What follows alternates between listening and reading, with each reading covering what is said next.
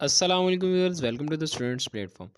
Viewers, आज हम SOC 101 के लेसन 3 को डिस्कस करेंगे। इसमें हम देखेंगे कि एक चीज़ हकीकत में किस तरह एग्जिस्ट करती है और हम इसके बारे में क्या सोचते हैं। सबसे पहले तो यहाँ पे थ्योरी की डेफिनेशन दे रहा है। मुख्तलिफ तरह के स्टेटमेंट्स और फैक्ट्स जो हमारे पास रिटर्न फॉर्म में मौजूद होती हैं, थ्योरीज कहलाती हैं। आगे यहाँ पे पैराडाइम क्या है, इमेज ऑफ सोसाइटी, हमारी नज़र में चीज़ें क्या हैं, हमारी सोसाइटी कौन सा रोड मैप फॉलो करती है, ये चीज़ पैराडाइम कहलाती है। सोसाइटी को स्टडी करने के लिए हम पैराडाइम का सहारा लेते हैं। पैराडाइम सिंपल क्या है कि हमारी नज़र में हमारी सोसाइटी का स्ट्रक्चर क्या है, वो पैराडाइम कहलाता है। मुख्तलिफ पैराडाइम्स के बारे में हम यहाँ पे डिस्कस करेंगे। मुख्तलिफ पैराडाइम तीन यहाँ पे बयान की गई हैं बड़ी पैराडाइम। पहली है स्ट्रक्चरल फंक्शनल, और दूसरी है सोशल कॉन्फ्लिक्ट, और तीसरी है सिंबॉलिक इंटरेक्शन। इन तीनों को ही हम इस लेसन में वन बाय वन डिस्कस करेंगे। नंबर 1 को देखते हैं, स्ट्रक्चरल फंक्शनल पैराडाइम। इसमें हम सोसाइटी के स्ट्रक्चर और इसके फंक्शन को देखते हैं। मेरा ख़ानदान, मेरे रिलेटिव्स, ये एक स्ट्रक्चर है। मैं एक स्कूल में जाता हूँ जहाँ मेरे दोस्त हैं, मतलब वहाँ एक अलग स्ट्रक्चर है, ये एक और स्ट्रक्चर है। यानी हम ऑफिस में जाते हैं, जॉब करते हैं, जहाँ मेरे कोलीग्स हैं, मेरे सीनियर्स हैं, ये एक अलग सोशल स्ट्रक्चर है। इसके अंदर कह रहा है कि हर स्ट्रक्चर का काम मुख्तलिफ होता है, यानी इनके फंक्शंस, फैमिली में फंक्शंस और होंगे, ऑफिस में और होंगे। हाईलाइट किया हुआ है मैंने पॉइंट। हर्बर्ट स्पेंसर ने सोसाइटी को इंसानी जिस्म से रिलेट किया। जिस तरह जिस्म में मुख्तलिफ ऑर्गन्स, दिमाग, गुर्दा, दिल अलग अलग काम करते हैं और अपनी अलग आइडेंटिटी रखते हैं, इसी तरह सोसाइटी में भी छोटे छोटे एलिमेंट्स और यूनिट्स होते हैं जिनके स्पेसिफिक काम होते हैं। आगे कह रहा है, टेलकोट ने कहा था कि सोसाइटी एक सिस्टम की तरह है। जिस तरह सिस्टम को पहले गाइड किया जाता है कि इसने क्या काम करने हैं, इसी तरह सोसाइटी में भी होता है। आगे रॉबर्ट की जो थ्योरी है इसको हम देखते हैं। इसमें कुछ पॉइंट्स हैं। पहला है कि सोशल स्ट्रक्चर काफ़ी हद तक एक दूसरे से मुख्तलिफ होते हैं। एक फैमिली के स्ट्रक्चर में हमें मुख्तलिफ तरह की सिचुएशंस, मुख्तलिफ तरह के अंदाज नज़र आते हैं, यानी कि एक फैमिली दूसरी फैमिली से काफ़ी मुख्तलिफ होती है।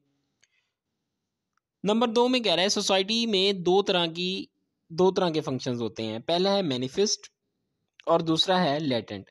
मैनिफेस्ट जो होता है हमें ज़ाहिरी तौर पर नज़र आता है, जो लेटेंट होता है वो हमें नज़र नहीं आता। एक सिंपल से एग्जांपल दूंगा कि एक स्कूल का मैनिफेस्ट फंक्शन जो है बच्चों को तालीम देना, जो कि हमें नज़र आ रहा है, और लेटेंट फंक्शन जो हमें नज़र नहीं आ रहा, वो बच्चों से फीस लेना, पैसे कमाना है। आगे नंबर 3 पे कह रहा है, इसी का पॉइंट है, कह रहा है कि सोशल स्ट्रक्चर सोसाइटी को फ़ायदे नहीं दे रहा। इसे ऐसे स्ट्रक्चर्स भी हैं जो नुकसान भी पहुंचा रहे हैं। यानी कि सब सोशल स्ट्रक्चर्स सोसाइटी को फ़ायदे नहीं देते। ऐसे सोशल स्ट्रक्चर्स मौजूद हैं जो कि इसको नुकसान भी पहुंचाते हैं। इसके अंदर क्रिटिकल इवेल्युएशन है, यानी कि क्रिटिसिज्म क्या आया, एतराज़ क्या हुआ, इसके अंदर खामी क्या थी, इसके अंदर कि इसके अंदर स्ट्रक्चर की बात की, ओवरऑल स्ट्रक्चर की बात की, स्ट्रक्चर्स के अंदर होने वाले जो कॉन्फ्लिक्ट्स हैं, मतलब एक स्ट्रक्चर दूसरे स्ट्रक्चर से मुख्तलिफ होता है, किस लिहाज से मुख्तलिफ होता है, क्यों मुख्तलिफ होता है, इस चीज़ को डिस्कस नहीं किया गया।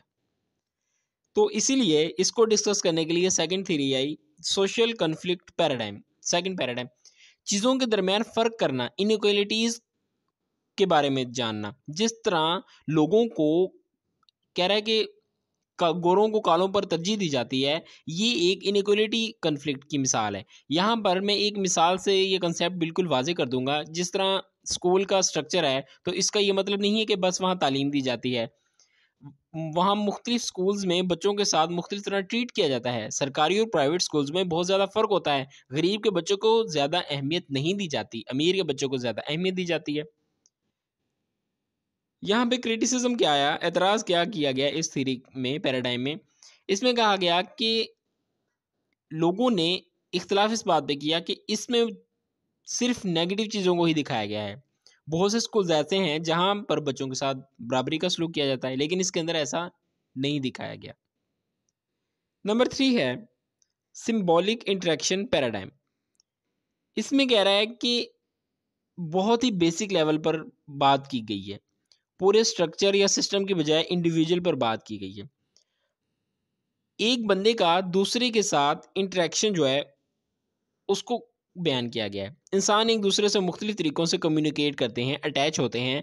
हमने हर किसी के लिए एक सिंबल बना लिया है, जैसे माँ बाप, बहन भाई, अंकल आंटी, ये सब हमारे जो हैं सिंबल्स हैं, जिनको हम पहचान है हमारे लिए। इन्हीं सिंबल्स, जो नाम हमने दूसरों को दिए हैं, इन्हीं की बुनियाद पर दूसरों के साथ हम कोऑर्डिनेट करते हैं, कम्युनिकेट करते हैं। इसके अंदर जो क्रिटिसिज्म आया था, क्या आया था, इतराज़ क्या किया गया था, इसमें ओवरऑल एक सोसाइटी के कंबाइन मसाइल को इग्नोर कर दिया गया और बहुत ही छोटे लेवल पर, इंडिविजुअल के लेवल पर डिस्कस किया गया। मतलब कि ओवरऑल एक सोसाइटी का क्या इफेक्ट होता है लोगों की ज़िंदगी पर, इसके अंदर इस चीज़ को डिस्कस नहीं किया गया। एक इंडिविजुअल का दूसरे इंडिविजुअल के साथ जो रिलेशन है उसको डिस्कस किया गया सिर्फ। लेसन व्यूअर्स हो गया आपका कंप्लीट। जल्दी मिलते हैं लेसन 4 के साथ। टिल देन टेक केयर, अल्लाह हाफिज़।